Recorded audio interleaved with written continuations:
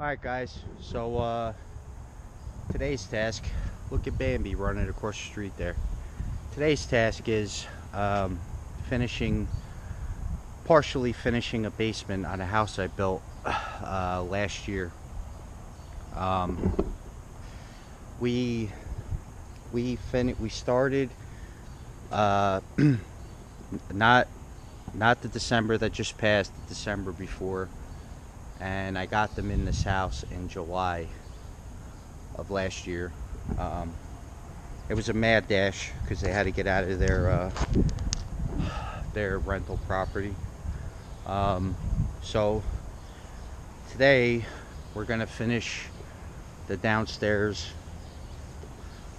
basement, and it's nice because I got two big egress windows there. Get all my lumber in. And by the way, guys, we demoed the house all the way to its original deck slash subfloor. Left existing foundation. Put this rear addition on, and then everything above is brand new. And now it's still considered a renovation. The actual driveway entrance used to come all the way down here, used to turn real wide and enter through here. So then we cut new garage doors in the front. At the time, guys, I wasn't into YouTube or GoProing, so I got none of this on film, but it was a hell of a project. It was a lot of fun. My man Mike Petron did the pool. Dave Salmon did all the landscaping around the pool. We're still not done with the landscaping. We're gonna be planting bushes. My boys are here now. Originally this was a flower bed. Now we're gonna put some pavers. All new fence. Beautiful house.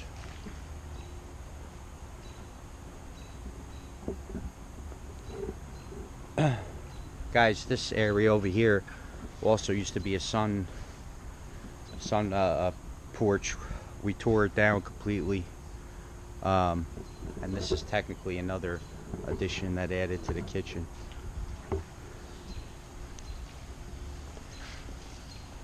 We also made this a walk down basement,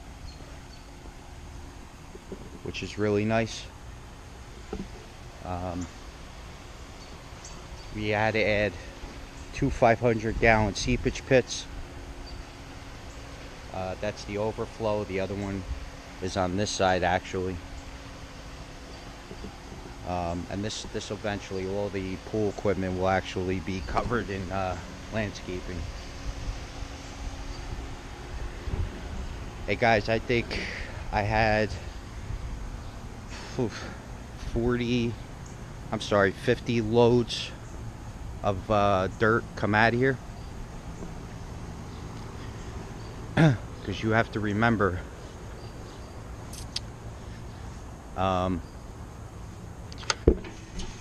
if you see the shape of that hill, just envision the hill coming all the way to here. And actually the steps to the entrance door walked all the way up. So the grade of dirt was actually up to here on the house. We dug all this out to make a new driveway, and we cut new garage doors in.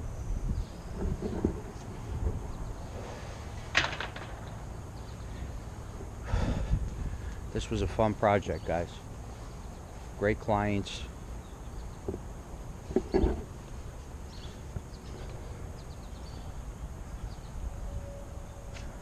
All the detail on the peaks. Really nice. This is true veneer stone. This isn't that culture stone junk.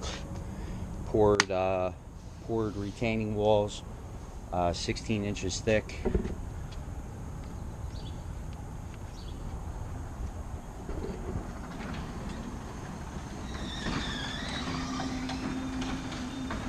See, guys, this where the garage doors are now, this actually used to be the back of the garage, and there was all dirt here. You could actually see the old footing line.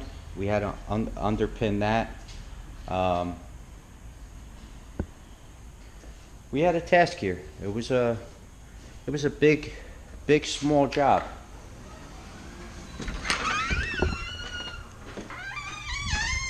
Then in here, we partially finished laundry room,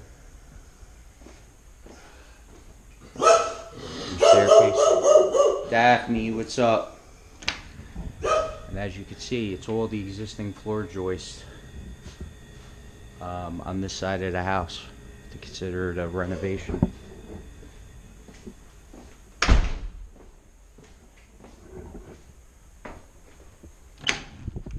And then in here is our little project.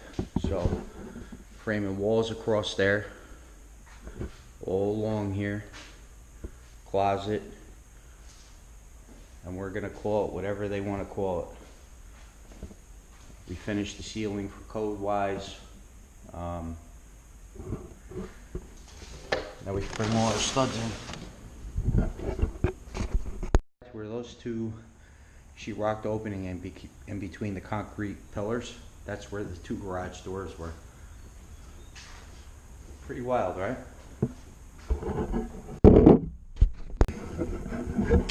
We have the structural pilaster in that we added last because the elevation of dirt climbs so high, and even though these are filled with rebar and solid concrete, we added it middle span just for help. So we're gonna frame our wall so it just passes this, you know what I mean? So, you know, we don't have a stupid jog here. So what I like to do is, so we have 8 inches. So I'm gonna mark my wall 9 inches. Okay, give it an inch clearance. X that way. My plate will sit here. Then we'll come down. Same thing. Mark 9 inches. Okay. Now, guys, I know this wall is plumb. Okay. I know this wall is plumb. All right. So you have to check that before you make these measurements. Because say the top was kicked 3/4, ½ inch, whatever, you have to compensate on the bottom. So let's just say this wall was kicked an inch. You know you would have to, move your mark over to 10 inches. Okay. And second, if we were going right with this wall, I like to keep a 2-inch air gap between my new frame wall and my block wall. Okay, because I use wood framing. I'm not a big fan of metal studs. To me, it's real cheap. It's hollow sounding. So that's it. So the next thing I do is I have a laser level.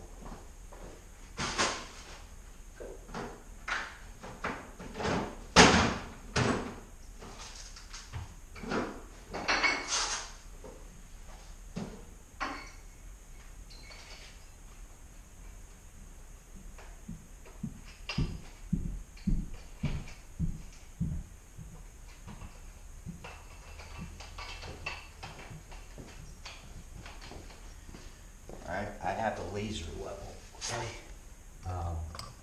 Now if you don't have one of these, you'll have to do it with, a level. And so what I do is I keep it on my mark here, and I run it there. So you can see the line the whole way down. All right? So what I do is I shoot my plates down first, and then I'll set my top plates. So I also make my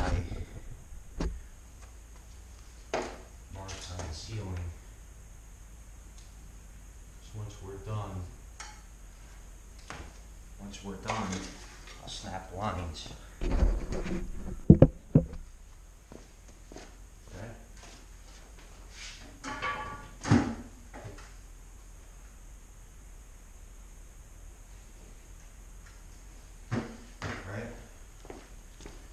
So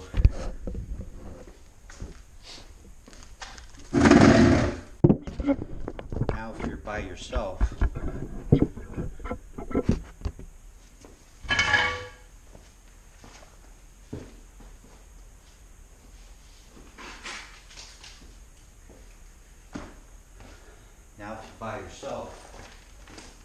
what I do is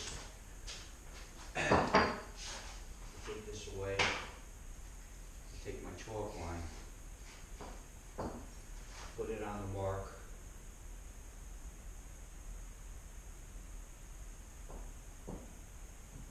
use the brick as a weight,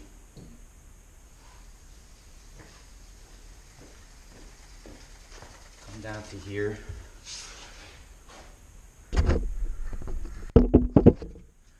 put it on my mark down here. I pull nice and tight so it's accurate.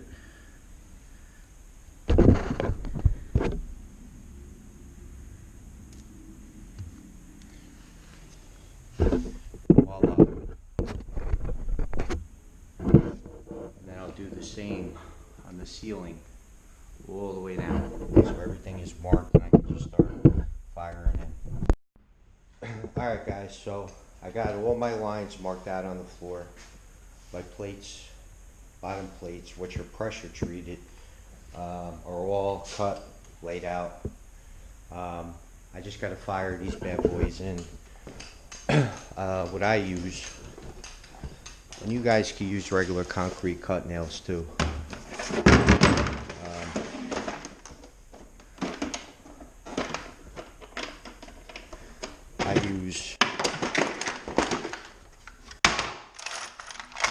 I use a Hilti concrete nailer. I use the Red Shots, which is a 22 caliber, essentially bullet. So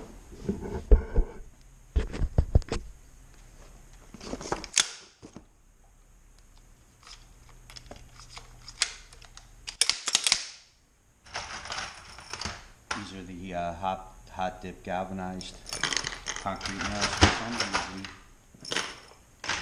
they come ungalvanized too, which makes no sense to me.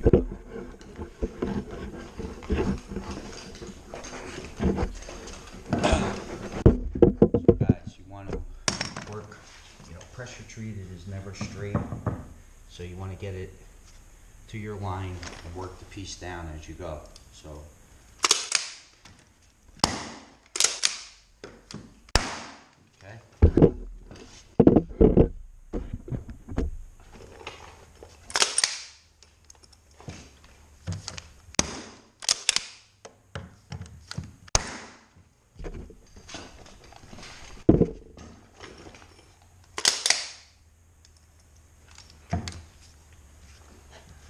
see, you gotta work your wood. Work the wood.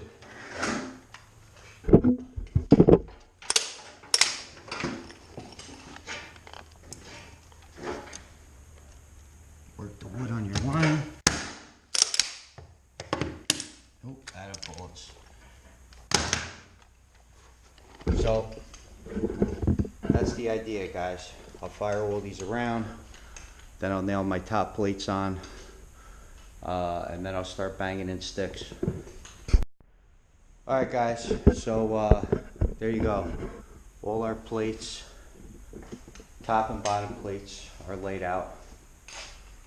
So now all there is to do is mark our 16s, take some measurements, and bang in studs. Once I get this area all framed, I'll move. I don't have any guys with me today, so tomorrow my guy will be here. We'll move all that out, and then I'll just frame that one easy wall straight across. Hey guys, so I was watching a YouTube channel. about a guy laying out studs, and it just seemed like he made it really complicated. Like for every 16 he pulled, he was measuring back 3/4 to deduct the 1.5 inch thickness, so that's center 3/4 back. Okay, so what I do is I mark my first stud at 15 1/4. Okay, so this measurement from my plate to here is 15 1/4. Then from here I pull all my 16s. So if I bump my tape, see how everything is automatically centered now? Okay, I got center because my stud would go right here. The thickness of the stud is 1.5 inches, so my 16 falls directly on every center. Okay, so what you want to do is I put a nail, okay, at my 15 1/4 mark, like this. Okay, then I hook my tape and I start pulling all my 16s. Okay, so now when I put up my sheetrock and it bumps this wall,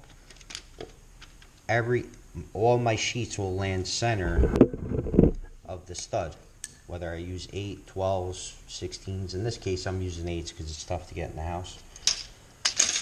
But that's really it, guys. It's not rocket science. So this is what you do. You just hook your tape right on here.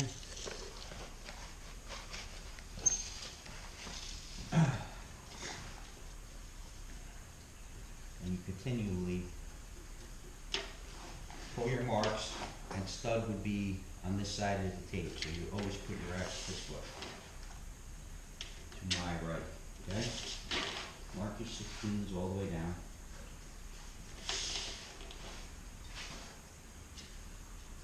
Okay?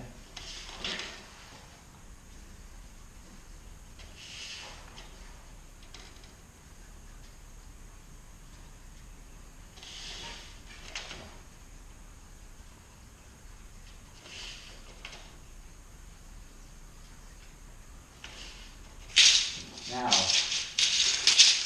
when I take my tape measure, bump it back, all my 16s fall center of the studs.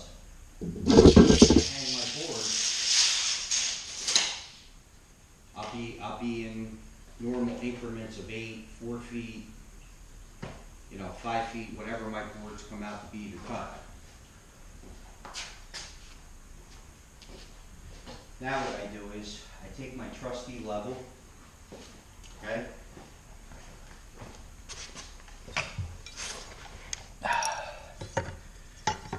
Guys, I'm trying to get the best shots I can for you. I got the Hero session today with no screen in the back. Right, guys, see, that's my first 15 1/4 mark, okay? I take my laser line, I put it on the mark. Now, see how it transferred up top? So what I'll do is,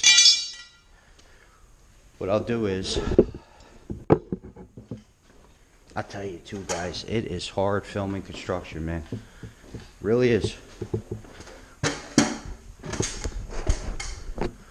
Maybe I'm just an amateur YouTuber. Alright guys, so you take your square, you make a mark, okay? Stud is on this side of your mark, so you know. And then I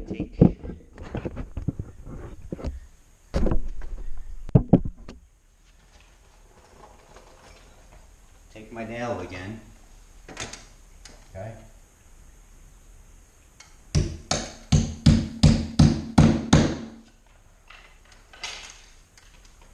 Pull my tape and I mark all my 16s again.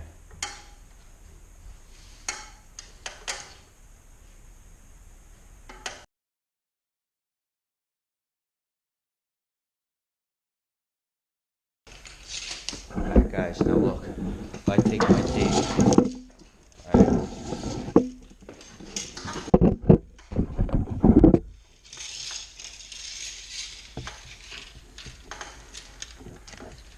bump the wall, fell center of every stud. These are just going to be fill-in pieces to get past my pilaster, but you get the idea, right? So we just keep going now.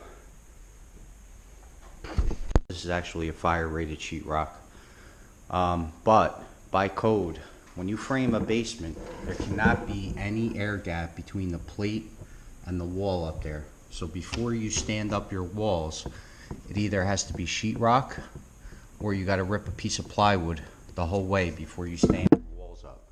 Because if you do it after, it's a pain in the ass, okay? So what that's called, it's a draft block. It's a code in New Jersey, okay?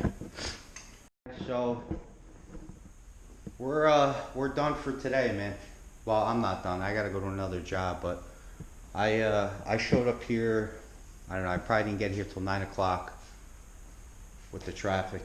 I banged in approximately 90 studs down here. So tomorrow's another day. I got to start on utilities. I got to move this dryer vent, and I want to eliminate all the bends in it. I just want to come out straight through the dryer vent, right out the side, 190. We'll see what the homeowner says about this gap, but I got all utilities up there, the service wire, the plumbing. I was actually thinking about talking to him tomorrow and maybe actually recessing the TV. Maybe it'll look pretty cool. But I'm gonna wait for the HVAC guy to get here tomorrow also, because that might be a good chase to get the HVAC in here. So we'll see. I left the access of sheetrock up to here, and then I'll put a removable panel down so we could service the pump if needed. That's it. I think it was a pretty good day. I gotta go on an estimate and then another job real quick. So tomorrow's another day, guys.